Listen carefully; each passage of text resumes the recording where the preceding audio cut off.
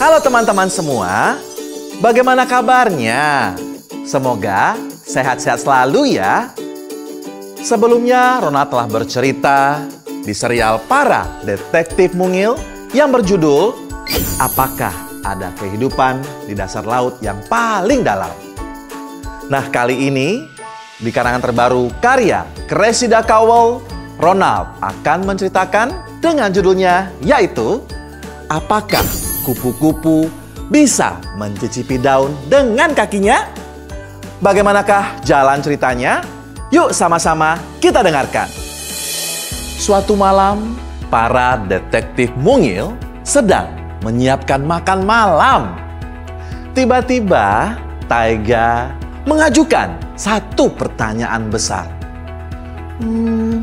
Apakah kupu-kupu bisa mencicipi daun dengan kakinya?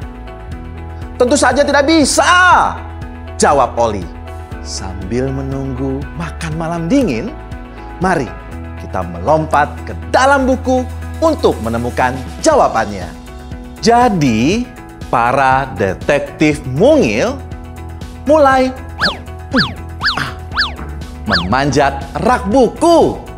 Ibu pun memilih buku yang berjudul Berbagai Jenis Kupu-Kupu Pasifik. Kemudian ayah mengikat benang merah di sekeliling pinggangnya. Tujuannya adalah supaya mereka bisa keluar dari buku setelah petualang mereka berakhir. Mereka pun naik dan melompat ke atas punggung kupu-kupu dan terbang melalui hutan hijau besar di Papua Nugini. Nah, kupu-kupu ini disebut kupu-kupu macan kuning, kata ayah. Di sekeliling mereka banyak kupu-kupu berwarna-warni yang sangat menakjubkan.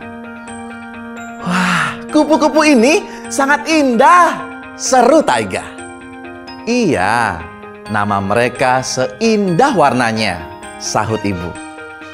Jenis ini bernama kupu-kupu kaisar Pirus. Nah, dan yang itu tuh, kupu-kupu sayap peta. Karena sayapnya seperti peta.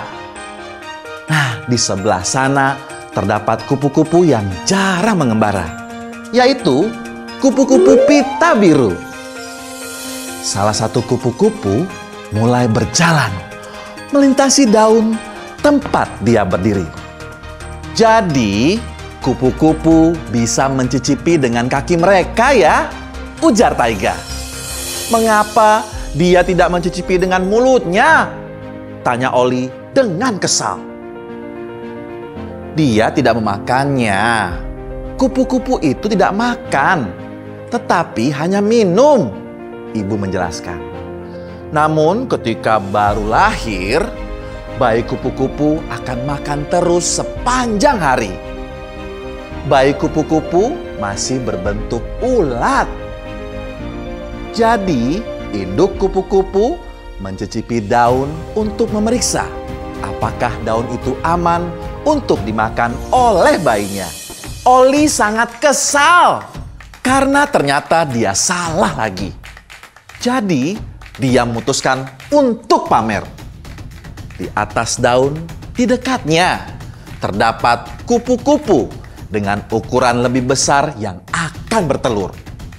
Itu adalah kupu-kupu terbesar di dunia yang bernama kupu-kupu Ratu Alexandra. Oli ingin naik ke punggung kupu-kupu tersebut dan terbang. Kalau dia bisa melakukannya, semua orang tentu akan sangat terkesan. Ketika dia mau melompat ke atas daun tempat kupu-kupu itu berdiri, ibu berteriak kepadanya. "Jangan, Oli, jangan!" seru ibu. "Daun itu beracun. Begitu juga kupu-kupu Ratu Alexandra." Oli begitu terkejut sehingga dia pun terjatuh dari daun. Dia terjerembab ke dalam hutan belantara. Untungnya detektif mungil bisa naik ke atas sayap kupu-kupu peta. Mereka segera terbang untuk menyelamatkan Oli. Setelah Oli aman bersama keluarganya, ayah dengan kuat menarik benang merah di pinggangnya 3 kali. Sayap kupu-kupu peta pun segera mengangkat mereka naik. Kemudian mereka berhasil, ayo semuanya siap, hop, melompat kembali ke atas rak buku yang sejuk milik mereka sendiri. "Bo, apa yang kamu lakukan?" tanya ayah saat para detektif mungil duduk menikmati makan malam. "Aku ingin melihat apakah aku bisa mencicipi makanan dengan kaki seperti kupu-kupu," jawab Bo. "Tetapi kalau dipikir-pikir, lebih baik aku mencicipi dengan mulutku saja." Nah teman-teman, kalian juga bisa menemukan aktivitas seru pada buku Detektif Mungil. Yang pertama, cari dan temukan si kumbang yang bersembunyi di antara kupu-kupu. Dan yang kedua, kalian juga bisa menggambar kupu-kupu seperti contoh yang sudah Roma persiapkan berikut ini.